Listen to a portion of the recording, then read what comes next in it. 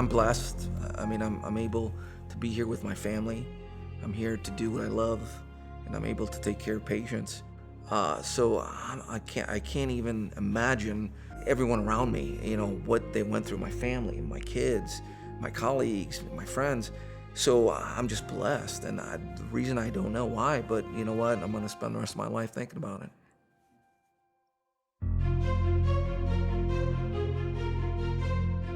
It's something we all as a family look forward to. We go every year. I think it's our 8th year, so we were really looking forward to it.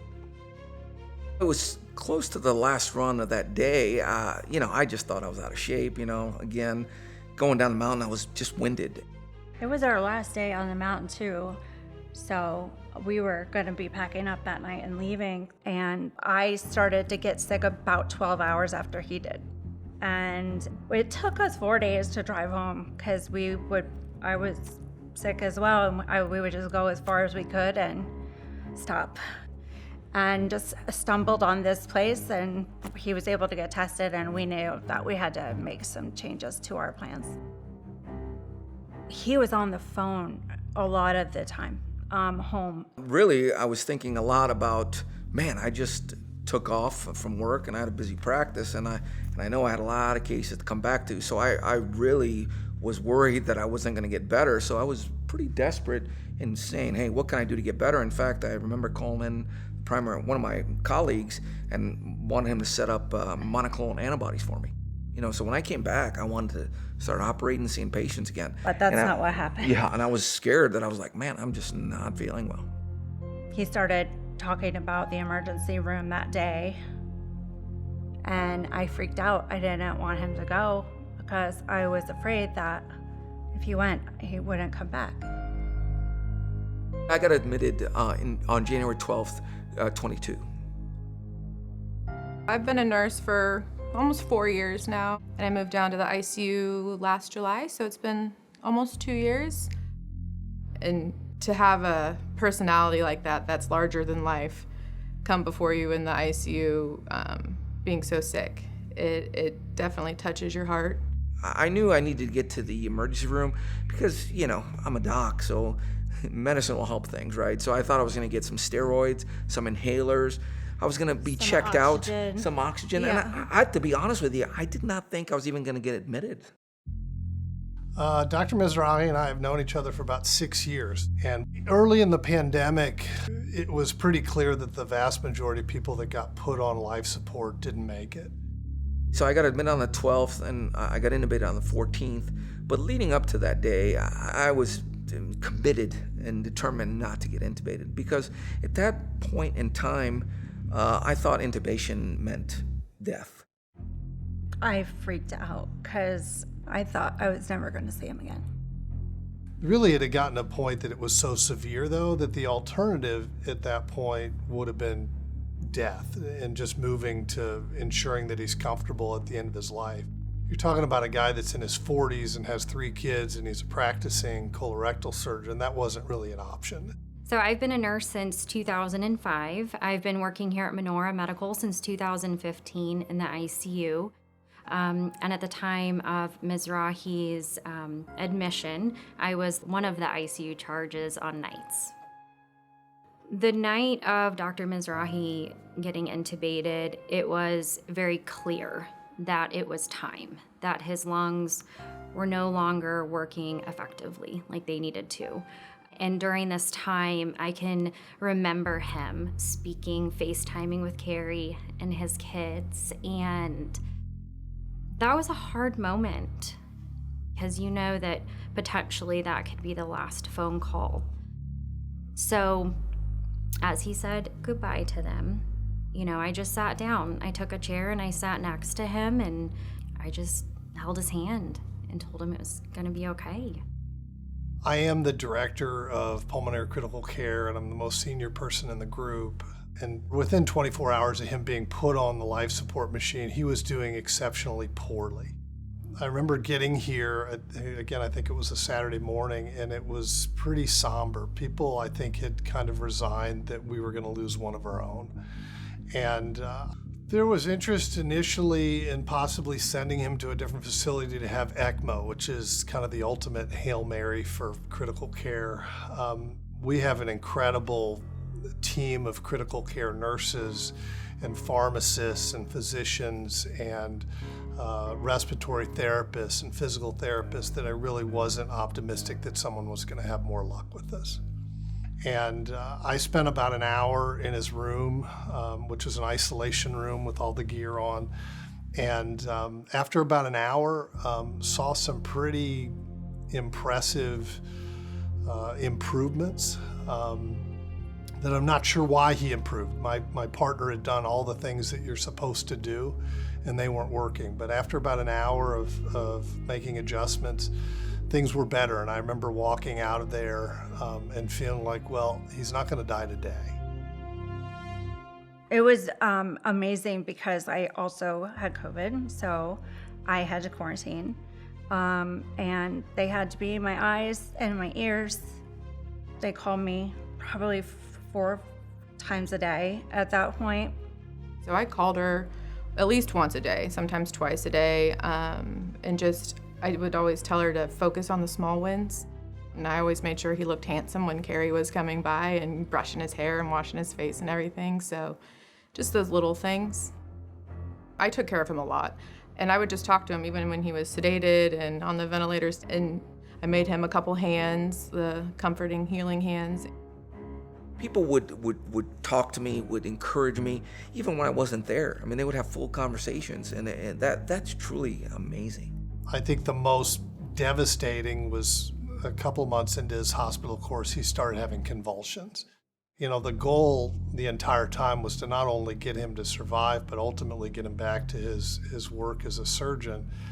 And having seizures certainly implied that there could be an injury to his brain. We didn't know if he was going to walk again. We didn't know if he was going to be able to have his trach out. We didn't know if he was going to be all there cognitively. I didn't know if I was going to get my bend back.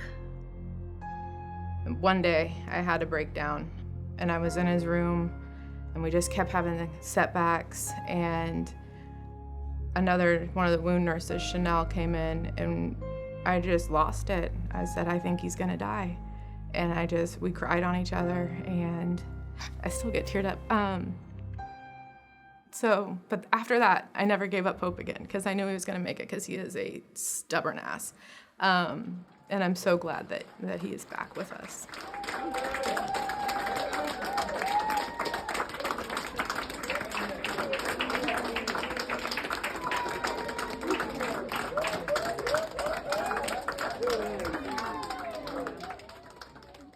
I'm a physical therapist. I have a doctor of physical therapy and have made my way into critical care, especially in the ICU.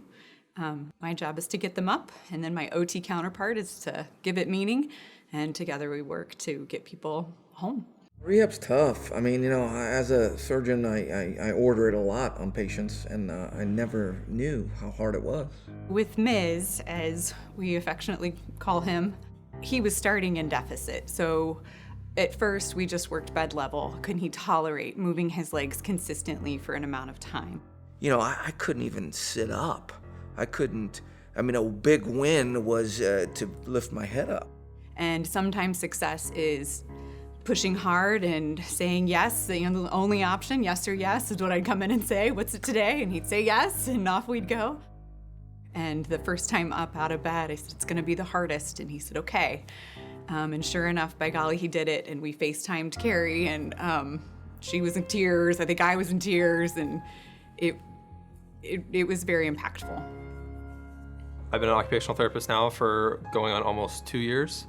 So as an occupational therapist, we look at people's ability to do their day-to-day tasks. So certain things like their ability to get back to getting dressed and just simply doing the things that they need to do each and every day to be able to live their normal day-to-day life. Obviously, we're seeing them on their worst days, and so it's challenging sometimes when people don't want to get out of bed. And some days we just can't take no for an answer, but a lot of times with Miz, he was ready to go. The therapists were amazing. I mean, Lindsay, Barb, and Braden were very paramount in me getting better. Seeing someone as accomplished and as, well-liked and renowned as Dr. Ben Mizrahi humble himself before the situation of, I can't sit up on my own, this is a big deal, and just putting his head down and being willing to be a team player with me, all to a backdrop. We played 90s country every time, and then to achieve his goals was really powerful. Especially being a physician and knowing how much he had deteriorated physically, wondering if he was ever going to operate again. Yeah. I mean, You don't want to identify yourself by your career, but you do. you do. And I love what I do. And it's something that I've always wanted to do. And here overnight almost wasn't there.